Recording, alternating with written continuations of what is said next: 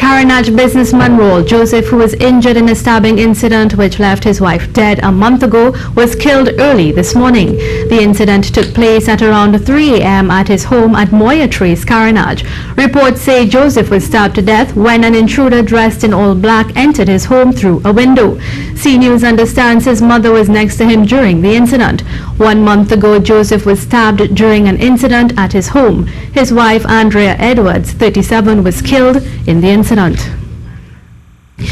52-year-old man has been hospitalized after he was shot last night. He is said to be in serious but stable condition. Reports say at around 8:45 p.m. Peter Ransom was at his Cameron Hill Diego Martin home with his family when a man known to him entered the yard.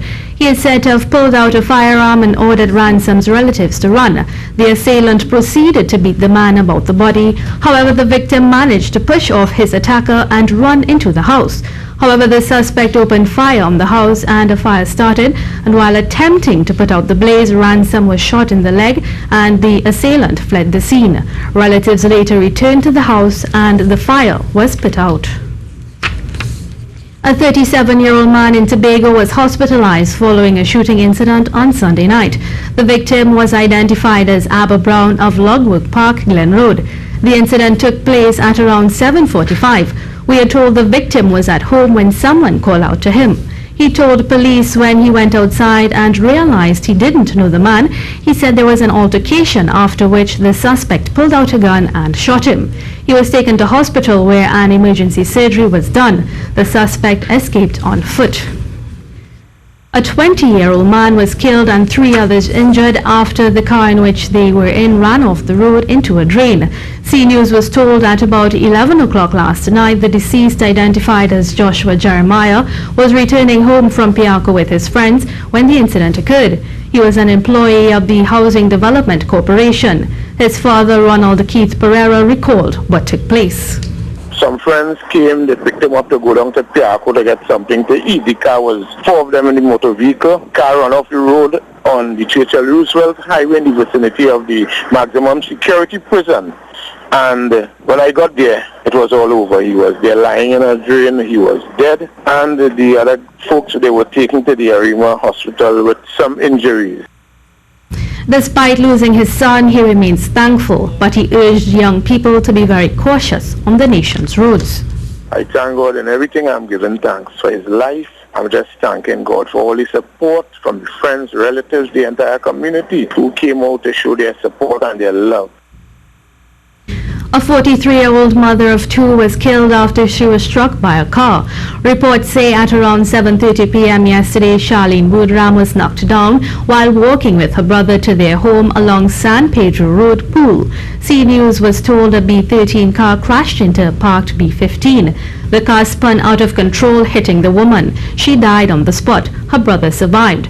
Police said that the driver was seen fleeing the scene holding a black plastic bag. A 34-year-old man is expected to appear in court after he was held with $100,000 worth of marijuana. He was held during a police exercise in the Northern Division. His car was intercepted on the eastbound lane at the Orange Grove intersection of the Churchill Roosevelt Highway, and on searching his car, officers found 7 kilograms of high-grade marijuana.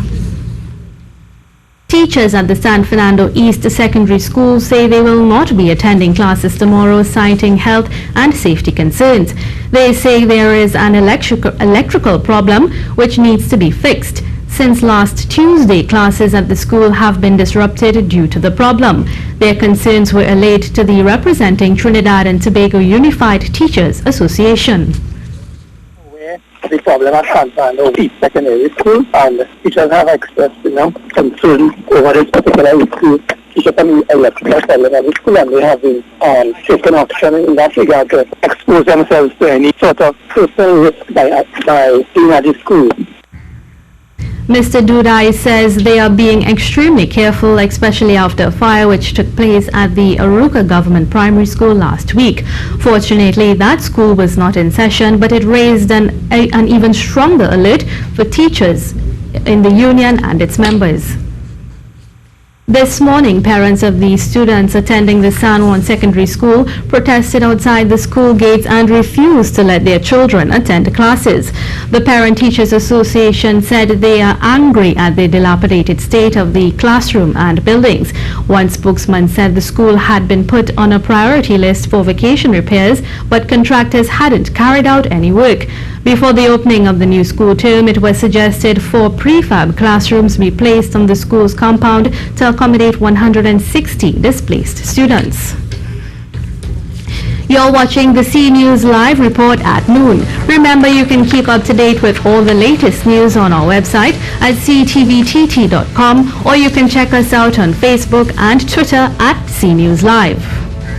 Police and relatives of 28-year-old Malcolm Shastri Duki is asking for the public's help in finding him. Duki was last seen by relatives on Thursday at around 10:30 a.m. His truck is also said to be missing. The license plate number is TDE 2196, a white Hyundai H100 model. Duki lives at Bimal Trace, San Francisco Road, Pinal. If you have any information on his whereabouts, you can contact his mother at 314-4821. Over the weekend, one of the main discussions across the country was that of dress code for teachers. Yesterday, the Education Minister told us the discussions are being held on this. He said it is not meant to punish teachers, but rather to regulate professional behavior across the country's schools. The minister says he has been in talks with Tutor and the National Parent Teachers Association, but would not make any hasty decisions. We have been receiving a number of requests from parents and members of the public that we need to have another look at the way teachers dress. And it isn't to be punitive, but it is simply to ensure that professional standards are kept. And as a result, we have decided that we're going to continue the dialogue with Tutor and with the NPTA so that we can come to some form of consensus. On Saturday, People's National Movement Chairman Franklin Khan made the announcement that they are addressing a dress code for teachers. Based on this, we asked you this morning, do you think there should be a standardized dress code or uniform for teachers? While Megan Ali said there is already a dress code in the National Schools Code of Conduct, there needs to be proper consultation if indeed there is a desire to suddenly standardize.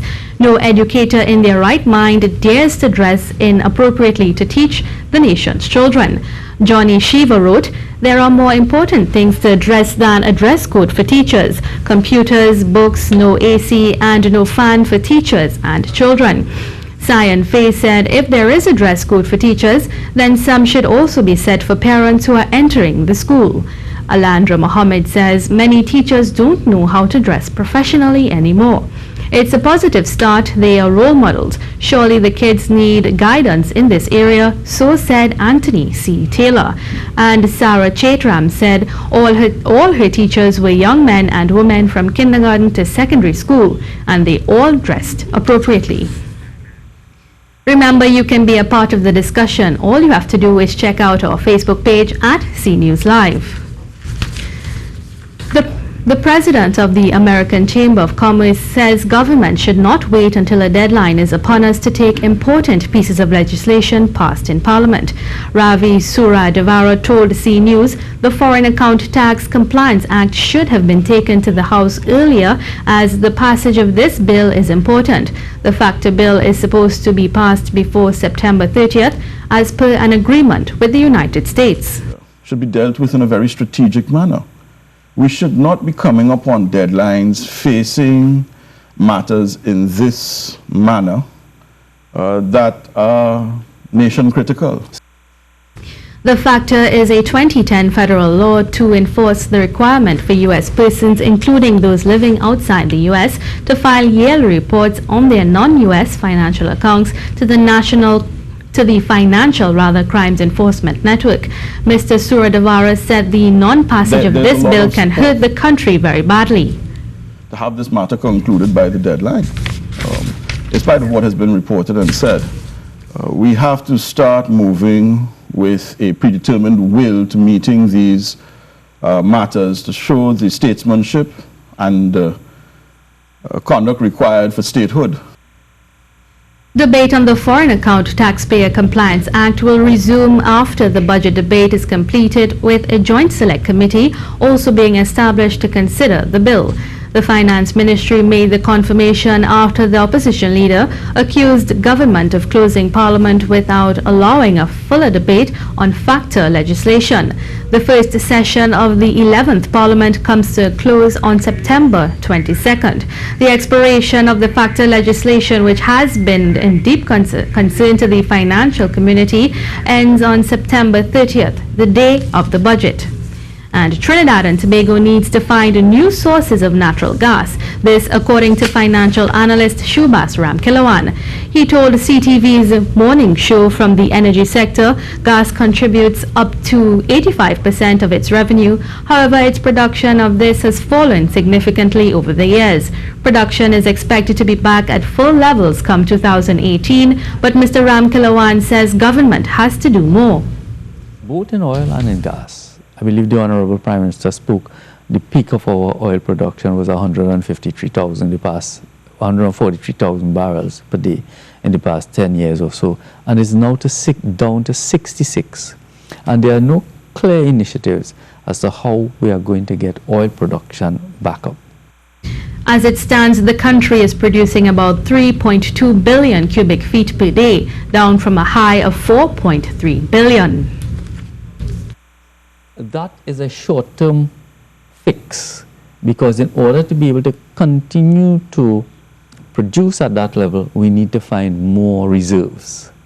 To find more reserves, it's not a quick fix, because from exploration to monetization of gas will take you 7 to 10 years. So there's a big gap, because what is happening is the rate of production of gas. There is depletion taking place in the fields. So we might get up to 4.3 for a year or two, but much of that is in terms of replacement of the depletion that is taking place.